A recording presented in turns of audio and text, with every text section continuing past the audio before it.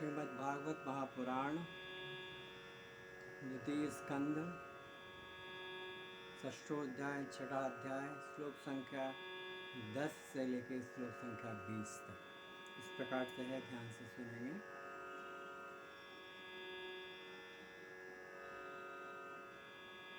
आचक्त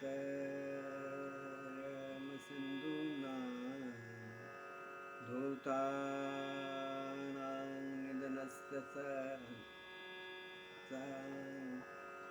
उदांदितं पुंसो हृदयं मनसः पदं धर्मस्य ममतोभ्यं च कुमाराणां भवस्य च विज्ञानस्य च मंत्रस्य परस्यात्मा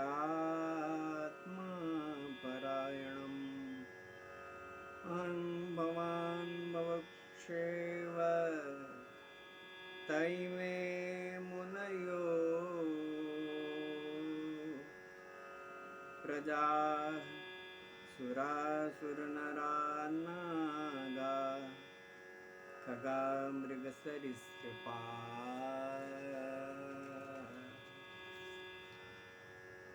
गन्धर्वाप्सरसो यक्षा रक्षो भूतगणोरगाः पशवः पितरः सिद्धा विद्याग्रक्षारणां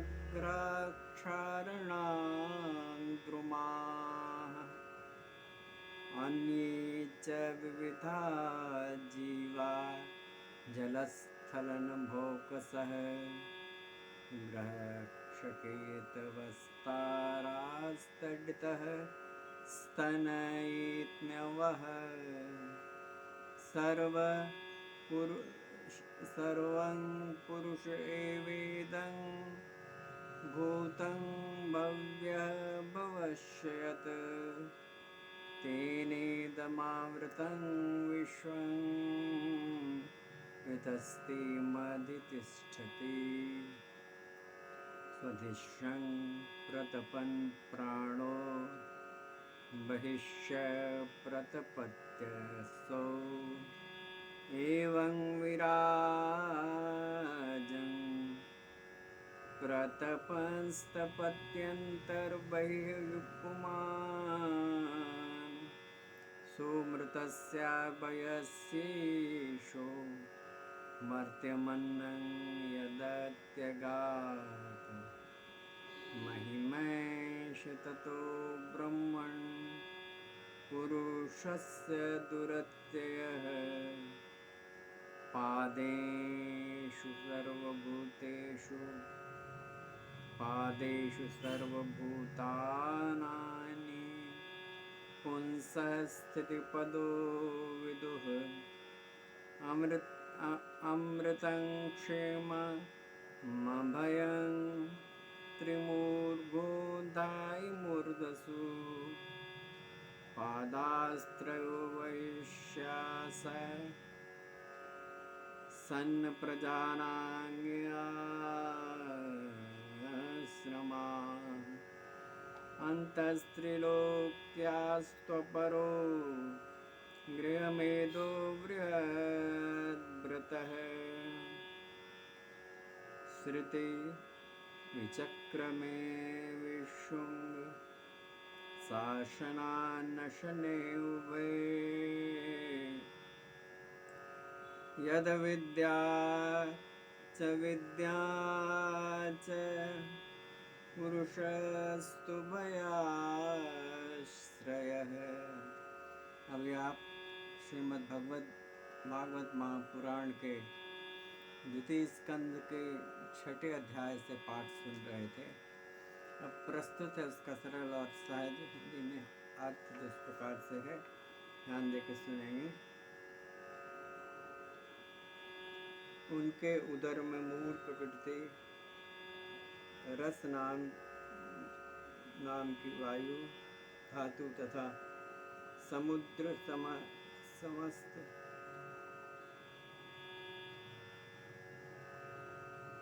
समूह समस्त प्राणियों उनकी मृत्यु समाई हुई है। उनका हृदय ही उनकी जन्मभूमि है। भारत, हम तुम धर्म सनकादि शंकर विज्ञान और अंतःकरण सब के सब उनके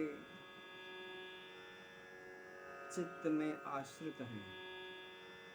कहाँ तक गिनाएं? मैं, तुम, तुम्हारे बड़े भाई सनकादिक शंकर, देवता, दैत्य, मनुष्य, नाग, पक्षी, मृग,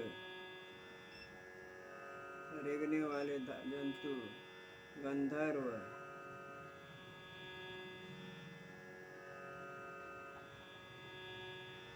अप्सराएं, यक्ष,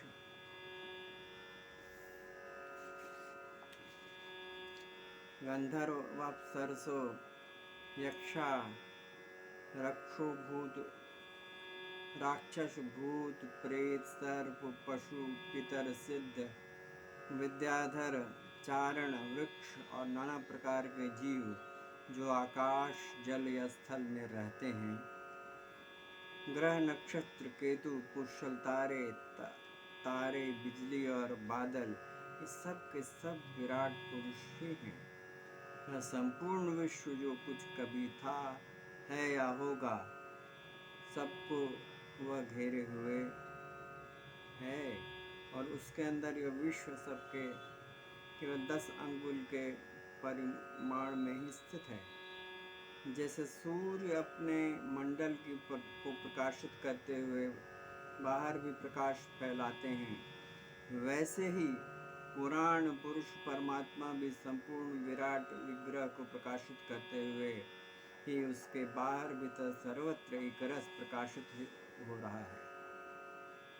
मुनिवर, जो कुछ मनुष्य की क्रिया और संकल्प से बनता है उससे वह परे है और अमृत एवं अभय पद मोक्ष का भी स्वामी है। यही कारण है कि कोई भी उसकी महिमा का पार नहीं पा सकता। संपूर्ण लोक भगवान के एक पाद मात्र अंश मात्र हैं तथा उसके अंश मात्र लोकों में समस्त प्राणी निवास करते हैं। भूलोक, भुवरलोक और स्वर्गलोक के ऊपर महरलोक है। उसके ऊपर जैन, तप और सत्यलोकों में क्रमशः अमृत, क्षेम एवं अभय का नित्य निवास है।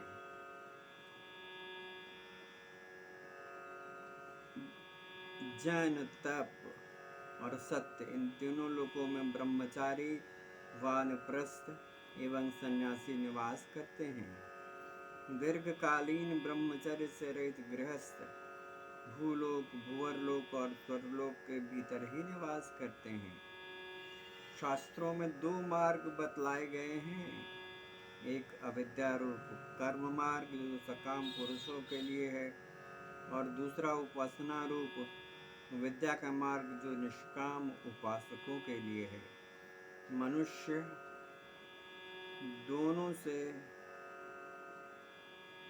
दोनों में किसी एक का आश्रय लेकर भोग प्राप्त कराने वाले दक्षिण मार्ग से अथवा मोक्ष प्राप्त कराने वाले इतर मार्ग से यात्रा करता है, किंतु पुरुषोत्तम भगवान दोनों के आधारभूत है। अभी आप श्रीमद् भागवत महापुराण के द्वितीय स्कंद के से पाठ सुन रहे थे। द्वितीय स्कंद के 6ठे अध्याय से पाठ सुन रहे थे। श्लोक संख्या थी 10 से लेकर श्लोक संख्या 20।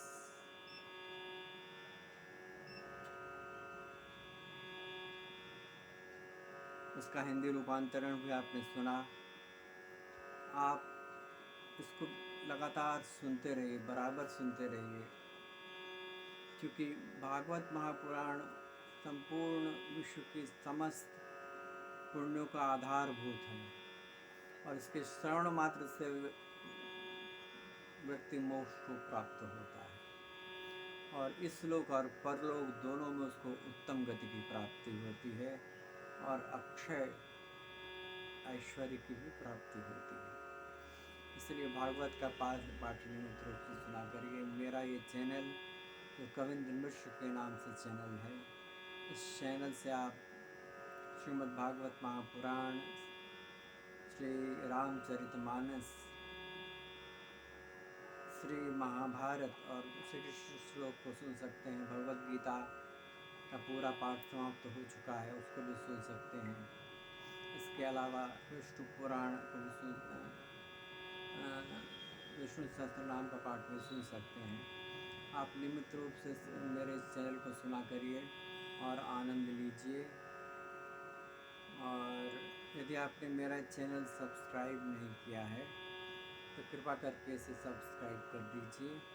यदि आपने मेरे चैनल को लाइक और शेयर किसी कारणवश आप अभी तक नहीं कर पाए हैं तो लाइक और शेयर भी कर दीजिए।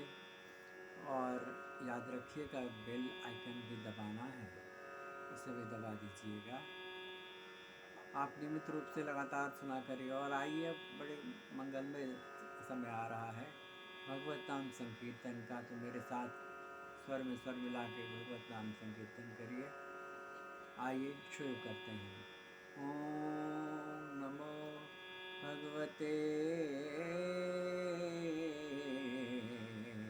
वासुदेवाय।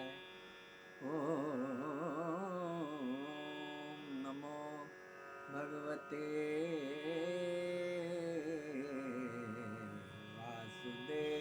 वासुदेवाय। ओम